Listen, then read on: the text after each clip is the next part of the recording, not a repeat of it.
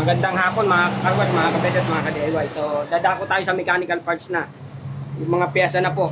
Papakita ko sa inyo kung paano siya binubuo at i-explain ko kung para saan siya. So umpisa na po natin. So dito po sa unang video, yan po yung una kong ginawa. Umpisahan po natin sa air pressure regulator.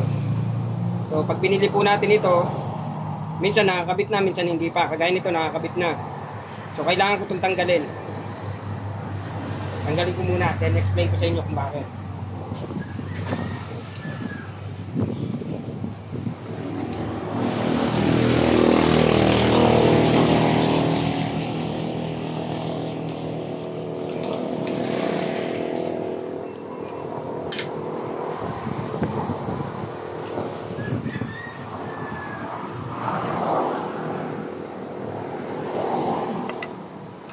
So naiwan ito, kailangan pa rin itong tanggalin. Ibabalik na lang, pupuuin na lang uli siya mamaya.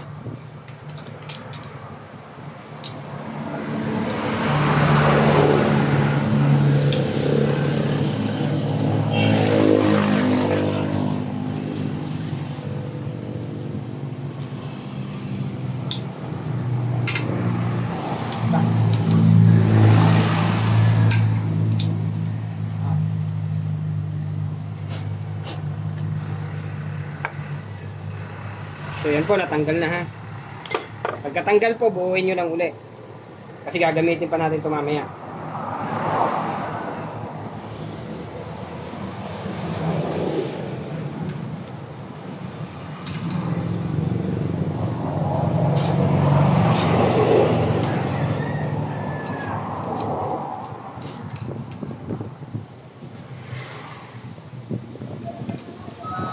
Una po. Then, sunod yung gagawin dyan, ito, nalagyan po natin yan ng 1/4 na nipple. 1/4 po yan. 1/4 by 2. Magkakalimutan ng tiplon para iwas singaw.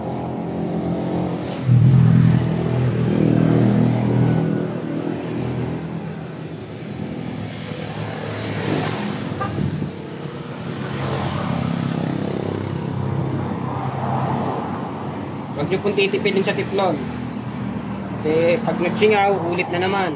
Sayang. Kabala. Ang sunod po, ito, si solenoid valve. 220 volts. Titingnan nyo pong maigi yung arrow. Dapat ganyan po yan. Yan yung arrow po. So, lagyan uli ng tiplon. Mamaya natin siya hihigpitan.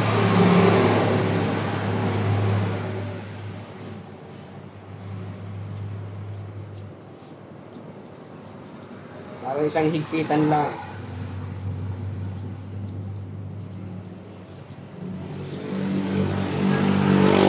So ang ginagawa po natin ito ay una ay yung magsusupply ng hangin sa tangke natin, doon sa tangke. Napapasok po dito sa babang ito.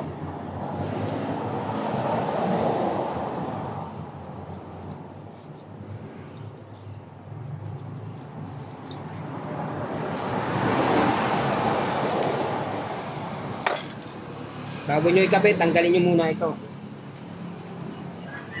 Kasi mas madali pong maghigpit pag wala yung magnetic nya. Magnetic coil.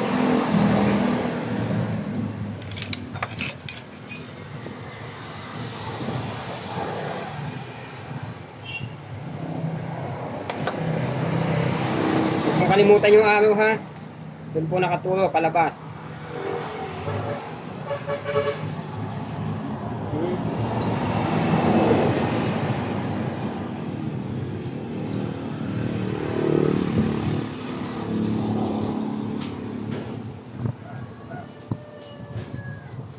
Tapos ngayon po, ikakabit nyo ulit ito. Tiplon ulit, para sigurado.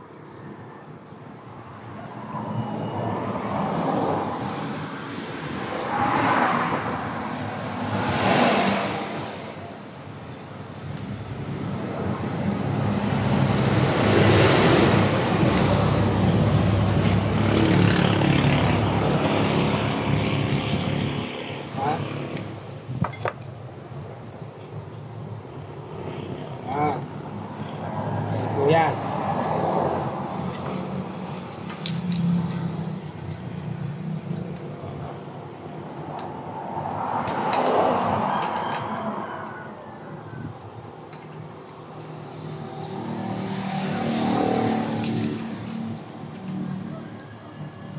Lang po.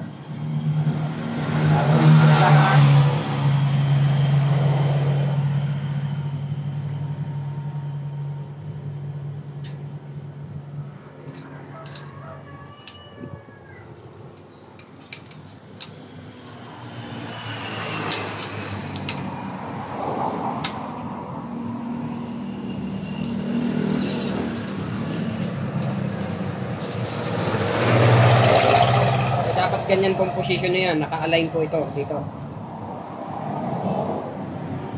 So, gawa na po natin ang supply ng hangin. Mamaya na natin lalagyan ng wire papunta sa kanilang saksakan. Hindi kalimutan ibalik. Ang isusunod po natin ay yung nagsusupply ng shampoo.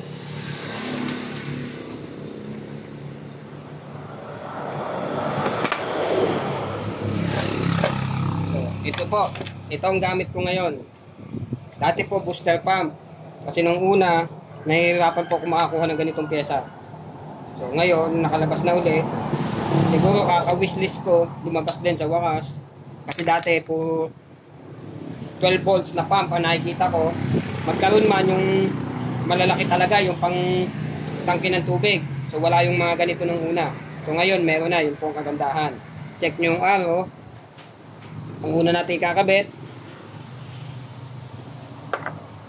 reducer, bushing reducer, 3/4 by 1/4. Dito po yan. Yan, dyan yan. Yan 3/4 by 1/4. Lagyan po natin tiplon.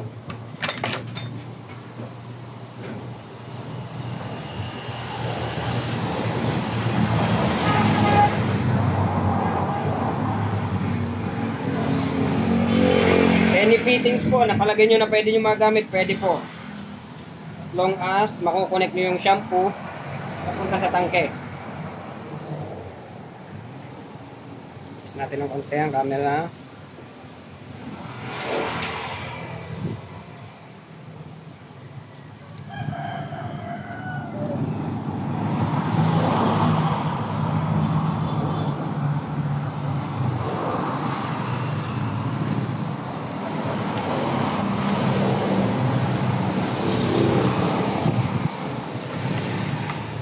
Kung kalimutan, dito siya, yung 3/4 by 1/4.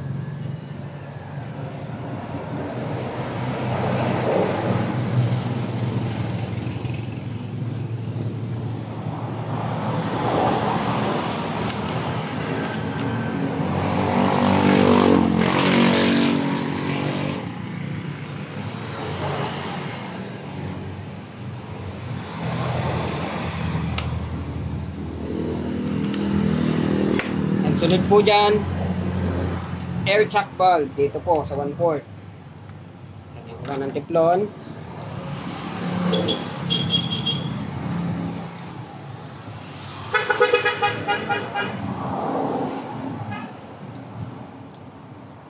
So wala po tayong cut-cut, walang edit-edit. Kung ano po narinig nyo, yun po yun. Kung sa palagay nyo yung mali, tama nyo na lang. Hanggat may tatama ako naman, ay tatama ako naman. Ito na po lahat ang klase. Kukumpletuhin ko na para makagawa yung iba yung gusto gumawa. So sabi nung iba ay para sa makatipid. Pero bahala po kayo kung anong sa tingin nyo, kung talagang tingin nyo makakatipid kayo pag kayo mismong gumawa. Kasi hindi po siya birong gawin. Although kaya ko siyang tapusin ng 3 oras, pag kompleto pong pyesa, kaya ko siyang tapusin agad. Basta kung walang gawain.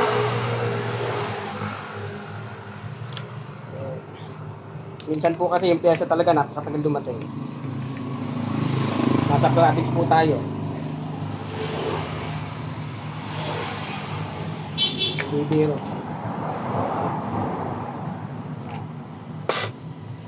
Ang sunod po, 3/4 by 1/2. Busing po ito. 3/4 by 1/2. Tiklon ulit.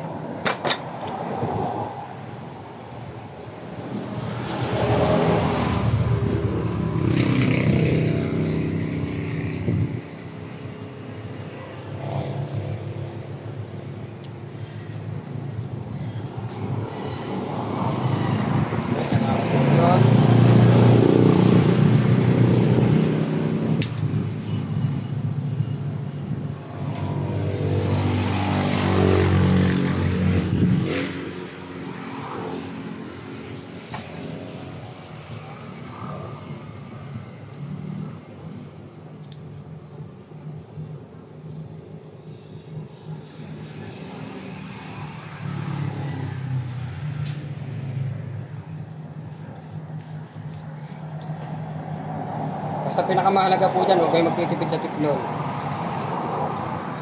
Para maiwasan po ang singaw. Kasi sa bawat singaw po niyan, may nasasayang. Hangin, o kaya sa shampoo po, pwedeng masayang.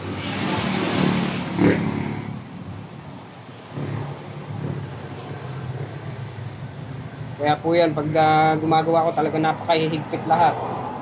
At ayoko po kasi may singaw. Pero check nyo yun po, baka mabasag naman yung fitting.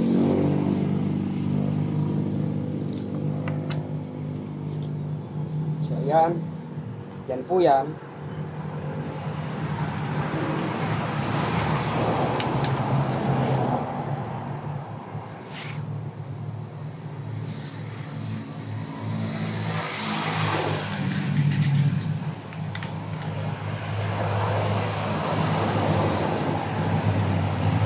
tandaan niyo po yung direction ha, yung arrow. May arrow po yan. Doon po ang direction ng shampoo.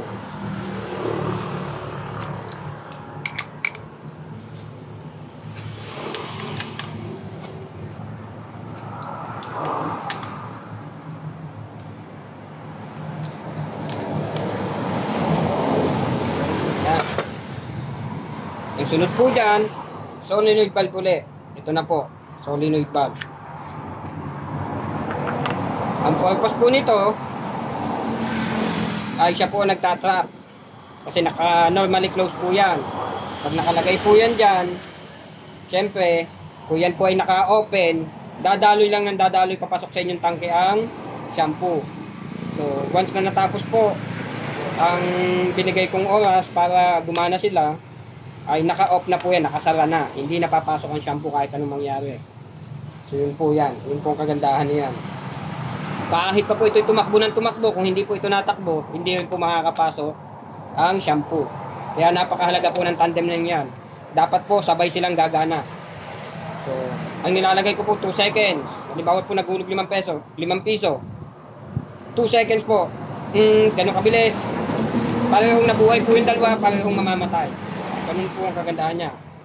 Ngayon po, magka-problema man, pero hindi pa naman po nangyayari na ito ay nanatiling buhay, napakalabo pa pong nangyari. Hindi pa rin po papasok kasi kung mamamatay naman ito. So yun pong kagandahan ng may solenoid valve dito. Pwede pong wala ito, kaso nga lang masaya po, nakakain yung shampoo natin. So nilagyan ko po siya ng ganyan para hindi po siya nakakain ng shampoo. Kapit ko na po.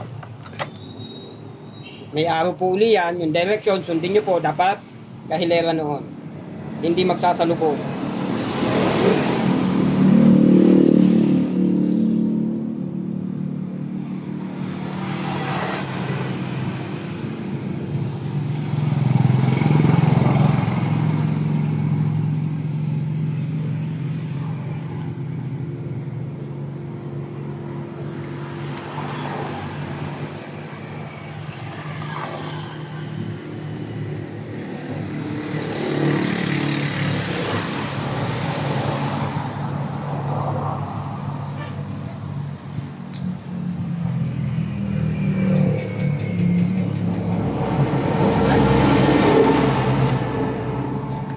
Natin.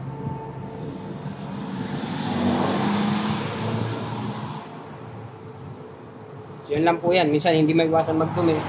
Kasi syempre po, habang gumagawa ako, nagdudumi ng kamay. Pero brand new po lagi lahat yan.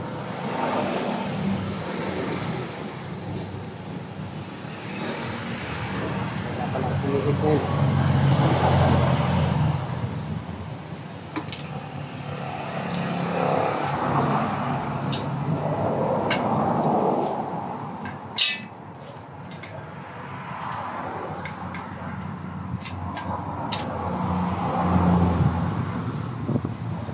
Ito po, kagandaan ng may gato. Ihit. Ihit.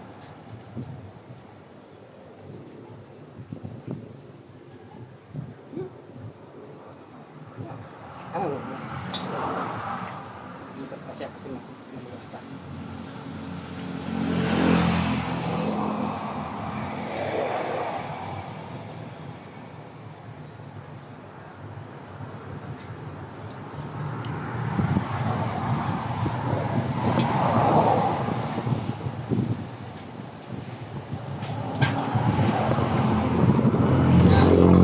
Napakahalaga po sa solenoid valve na lagi siya nakatayo.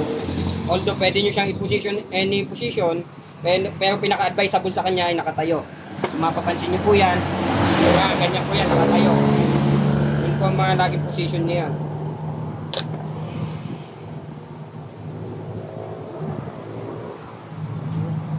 So okay na po ito. Idudugsong na lang po ito, mayahon, papunta doon. Po yan.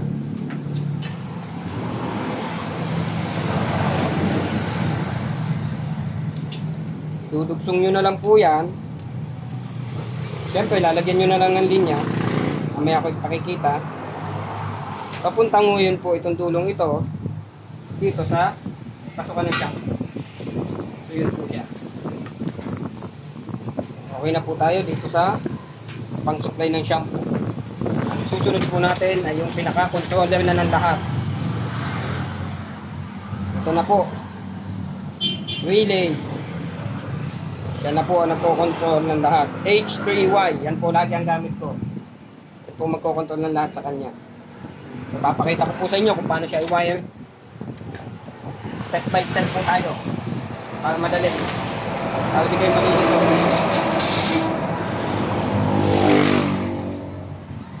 Step by step.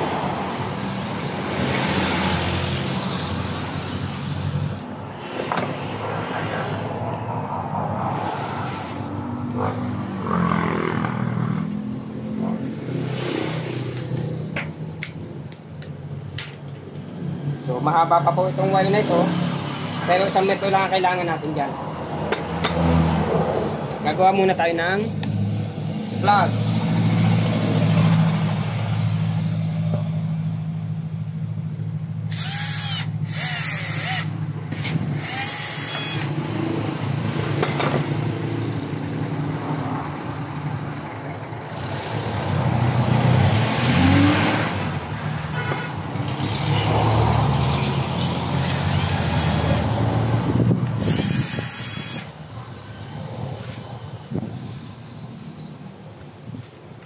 Nakatayo lang po tayo. Medyo hindi pa po ganun kaayos ang aking gawaan. Nag-iipon pa rin po tayo.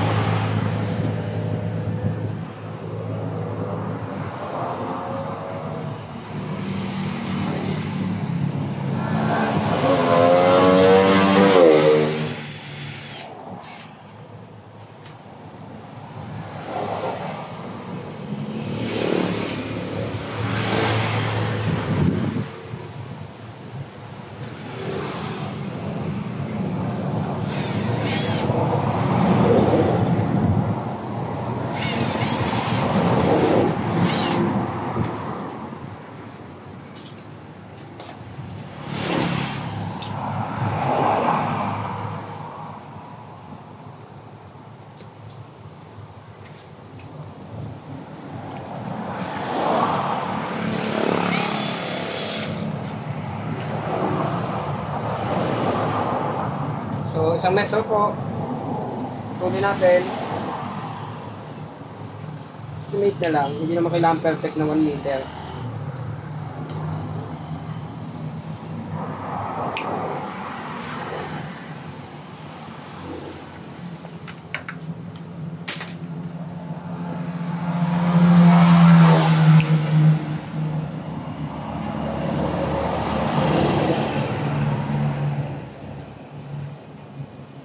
Estimate na lang din.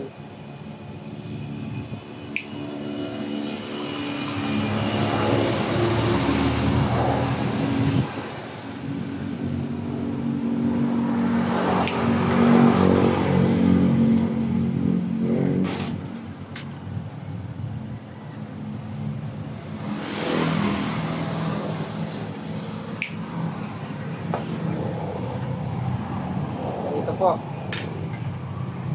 Wag na po natin iintindihin yung ano. Wag na po natin iintindihin yung numbering kasi lalo tayo mahihirapan pag numbering na natin inintindi.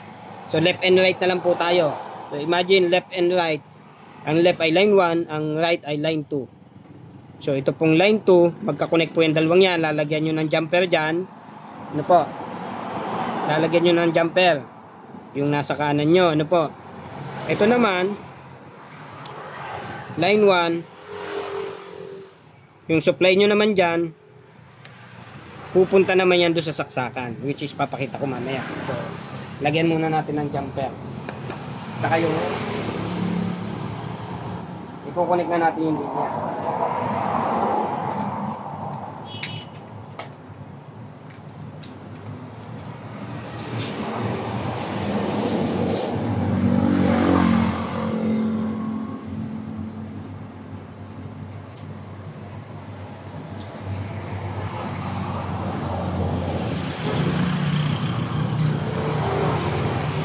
So, ito pong dalawang ito, pag itatap nyo sa isa't isa, ito po yung para sa line 1. Yan po yung para sa line 1, ha.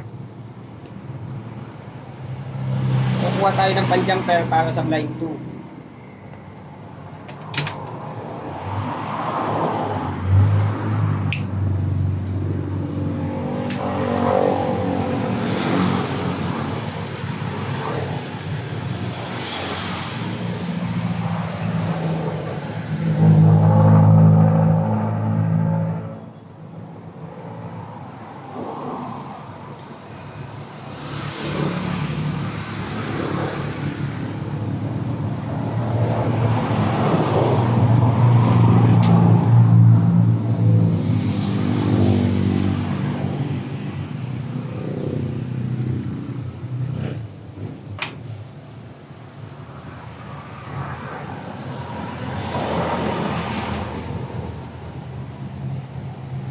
Yan, connect natin.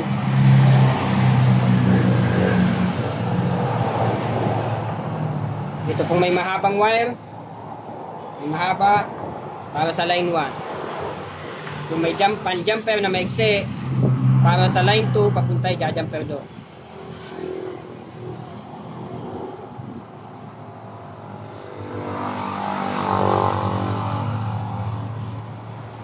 At yung pakakalimutan po, itong palatandaan na siyang main. Nandun ang supply. Tanggalin muna natin to para madaling magtornilyo.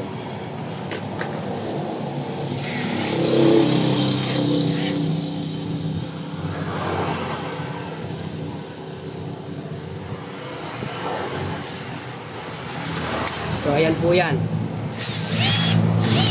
Line 1. Line 2 tayo.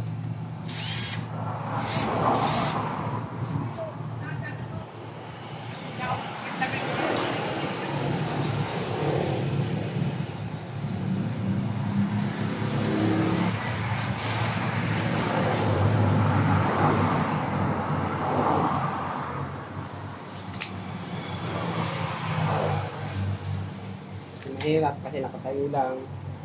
Wala tayo tunan.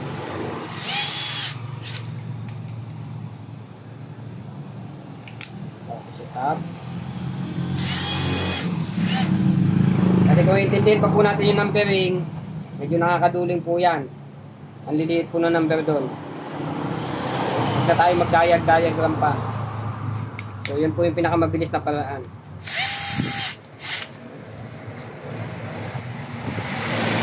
Tatandaan nyo lang, hindi siya pwede magdikit.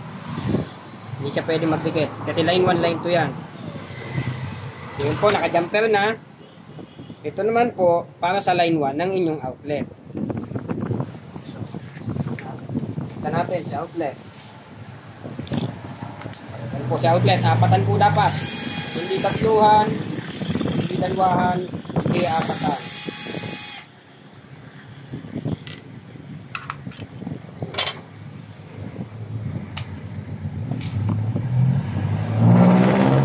So, common po dapat dito pinadadaan.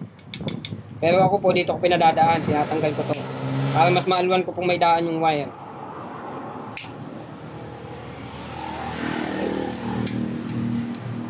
Tanggalin nyo po yan. Tapos tanggalin nyo din po ito. Pesaglit ang mga kaharang ito mga ito.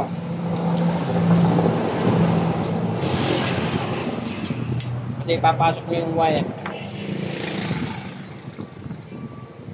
So, ganun din po yung nasa kabila. Tanggalin nyo na rin yan.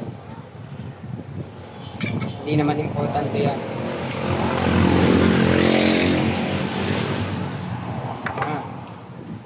So, pinakamahalaga pong part. Yung right side, line 2. Puputulin nyo po yan sa gitna. Puputulin po sa gitna ha. Dapat wala siyang connection sa sa una at harap. Una at likod.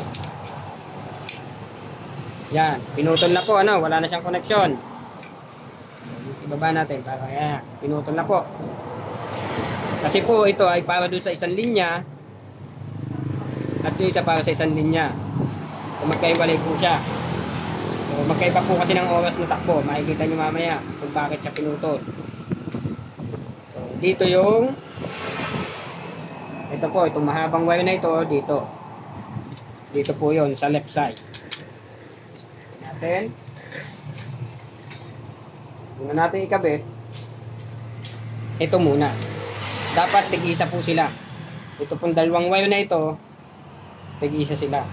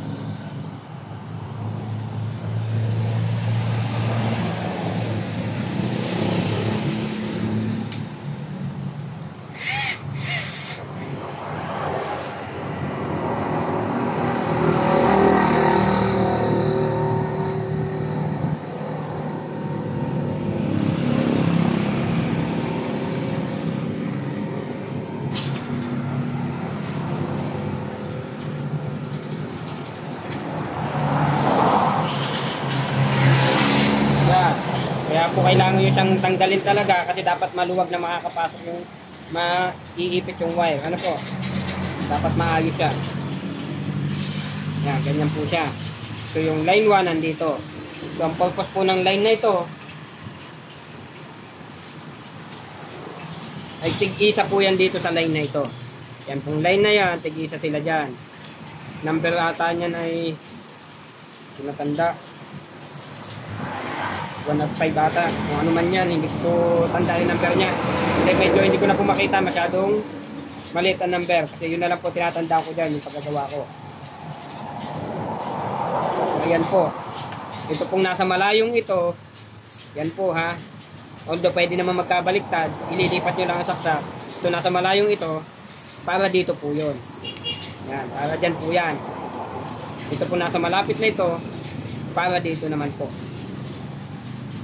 So, kabit po natin, pakita nyo.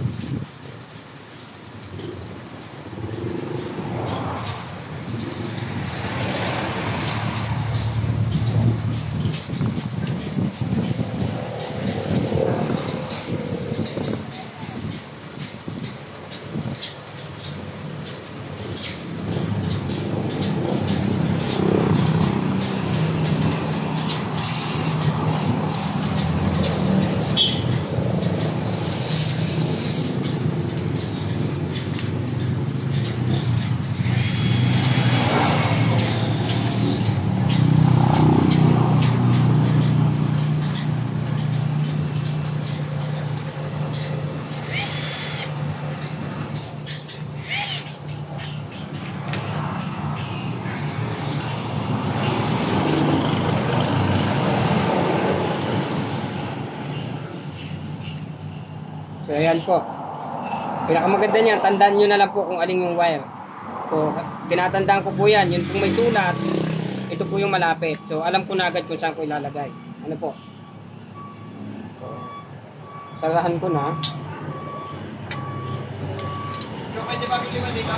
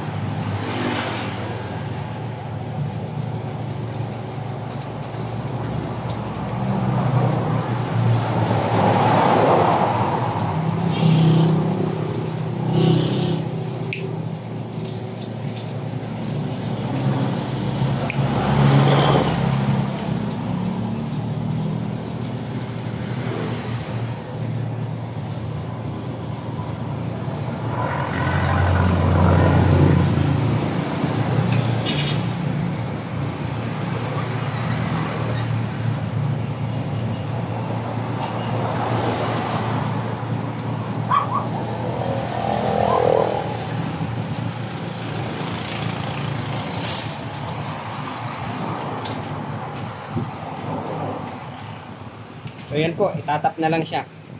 So yung may guhit, yung may mga nakasulat, po, para dito. Yung po ang palatandaan. So diskarte nyo po kung gusto nyo palatandaan.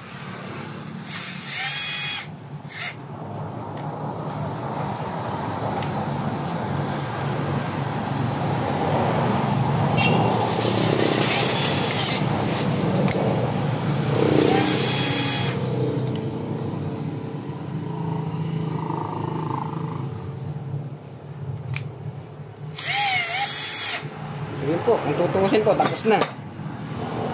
Ganun lang po siya kasimple. Yan po. So, testingin natin.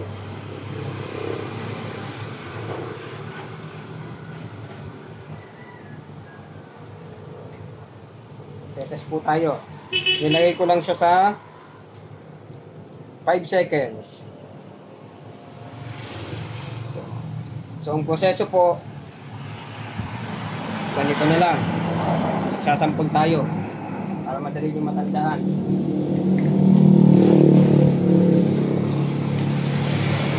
Huwag na muna po natin ikabit ito. Huwag na muna po natin ikabit ito. Ito na lang natin patakbuhin. Yung pump. Yan, naka always on.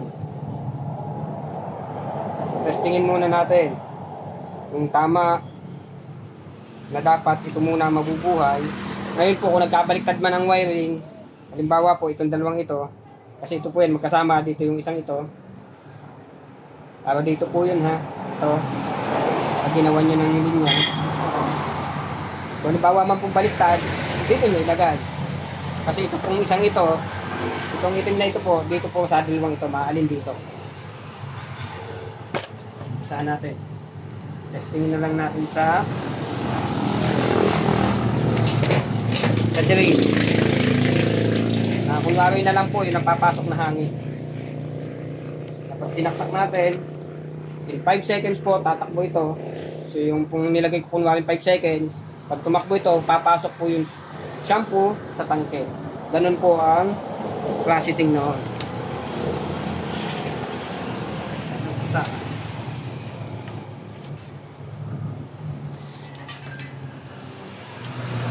Ngayon, after kung pumasok yung shampoo, ang sunod po, mamamatay na yung pagpasok.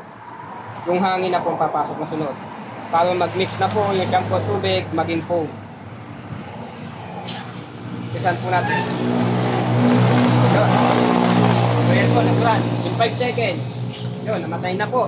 Dapat po ngayon, kung mamatay, papasok po si hangin sa tangke para i-mix yung shampoo at water nyo para maging foam. So yun po ang processing niya. Ganun lang po siya. Tandaan po. Magkabaliktad man, itong dalawang ito, dito nakasaksak sa unahan. Kahit magkabaliktad po yung dalawa, pero hindi po siya pwede mapalipat dito. Ano po? Ang tanging nakasaksak po dyan ay ito. Ngayon po, bakit may labis? Kasi po may pinaplano ako noon pa na idagdag dyan. Hindi ko pa lang idadagdag ngayon. So, sa inyo po, pwede pong exhaust fan, natatakbo siya, in case na nag-ano, kung may gusto kayong palamigin na piyesa, habang naglaran yung foaming. So, yun po dapat ang mga plano. Pwede rin naman pong ibang parts. So, nasa sa inyo po. Yun lang po siya, pagsasama-samahin nyo na lang yung tatlong ayan. Ito pong tatlong ito, pagsasama-samahin nyo na lang para makontrol po nitong ating relay, lahat, papasok dun sa ating tangke at maging foamer na siya. Fully automatic foaming machine. So, ang proseso po, habang hindi ginagamit, nagre-refill po siya ng shampoo. Ng tubig, rather. Tubig po, nagre-refill siya habang hindi ginagamit. Ano po? Kung after gamitin, magre-refill po yan ng tubig. Pupunuin niya ulit dun sa desired level. Ano po? May level po yan. Ngayon, pag may gagamit po, kukontrolin ito. Yan po ha, kukontrolin ni relay. Pag hulog ng 5 piso, aandarin itong 2 pyesa para papasukin yung shampoo. Then, pagkatapos nilang mag-run yung dalawang yon, after few seconds, ang kasunod na po ay ang proseso na ang pasok ng hangin na papasok naman po sa linya na yon. Papasok po sa linya na ito ang hangin, papasok dito ang shampoo, papasok dito ang tubig na ilalabas dito. So yun lang po. Makakagawa na po kayo ng fully automatic foaming machine nyo. Yun nga lang po, tsagaan po sa paggagawa. At talagang medyo maproseso po at kailangan nyo rin ng mga kagamitan. So, nasa inyo po kung sa tingin nyo, kung sa paggagawa, makakatipid kayo, nasa sa inyo po yan. Hindi ko na lang po pagsasama-samahan yung pyesa kasi yun lang naman po yung kailangan nyo malaman. Masyado pa pong tatagal ang video. So, napakabilis pong gawin kung tutuusin. Kasi siyempre po nakasanayan ko ng gawin. Halos walang 3 oras, tapos na siya. Yun nga lang. Kaya po tumatagal talaga ay ang pagdating po ng pyesa. Kaya minsan humihingi ako ng up to 10 days. Kasi minsan 7 days bago dumating ang pyesa. So, hindi ko po maanohan. Minsan po kasi kompleto ako sa pyesa. Pag hindi ako, pag kompleto, napakabilis gawin. Pagka kulang, wala po tayong magagawa. Maghihintay po tayo. Yung pinaka-the best po niya, doon sa gusto magpagawa, talagang mag-down muna kayo para mabili ko yung pyesa. Kasi hindi naman po tayo mayaman. Wala tayo laging isusupply ng pambili ng mga pyesa. Kasi syempre po, umu-order din ako minsan, medyo maramihan na. Yun nga lang po, talagang nauubos din agad ang pyesa ko. Maramihan na po at medyo masakit din sa bulsa yung mga pyesa niya. So, talaga pong kailangan nyo mag-down payment. Yan naman po ay wala pa naman po kayo mabalitaan dyan na pumalya ako sa aking pinagala. Lahat po yan nakarating ng maayos sa umorder. Sa tingin ko naman po yung nagagamit pa nila yung kanila.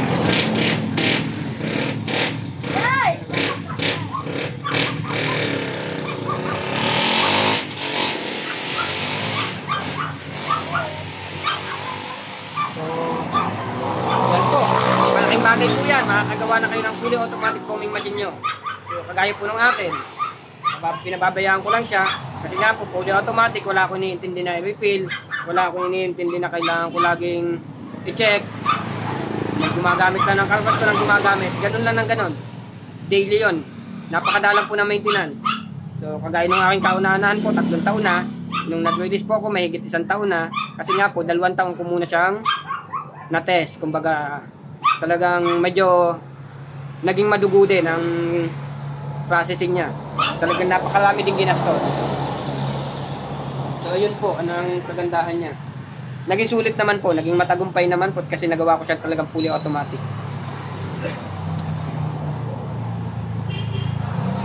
So, yun po.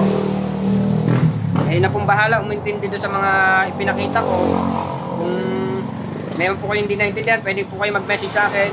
O kung may gusto kayong suggestion, pwede nyo rin pong i-message sa akin.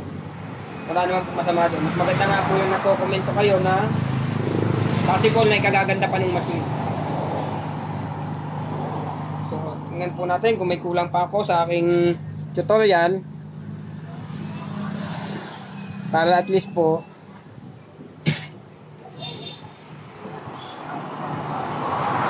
may hapon natin. Ano? Tingin ko naman po wala. Kasi yung paa naman po nito, optional nyo na kung anong gagawin yung paa. Kayo na po bahala mag-isip kung anong gusto nyo paang gawin. Basta yan po, kompleto na yan. So, sa mga gusto po kong order, lalagay ko po sa, sa description ng aking contacts. Sa gusto pong bumisita, ako po ay located sa Maharlika Highway, Barangay Lalig, Chaong, Quezon. So, napakalapit po na, malapit po kami sa diversion, malapit sa Jollibee, bayan ng Chaong. So, napakadali po makita kasi tabing highway po talaga. So, makikita nyo po yan. Tabing highway po yan. So, yung mga pa-order ko, medyo, yan, tambak pa. At mga may ilang pang, nagpaparamdam na order na, yun nga lang. Hindi pa lang maumpisahan, hindi ko pa rin agad-agad matatanggap kasi tatapusin ko muna itong mga orders na ito bago ulit ako mag-receive ng iba pang orders para hindi naman po tambak na tambak ang aking order. So yun lamang mga kabento, mga kawas, mga ka-DIY. So kung palagay nyo po yung nakatulong o makakatulong itong video na ito, please like and subscribe and click the bell po. Salamat po. Thank you.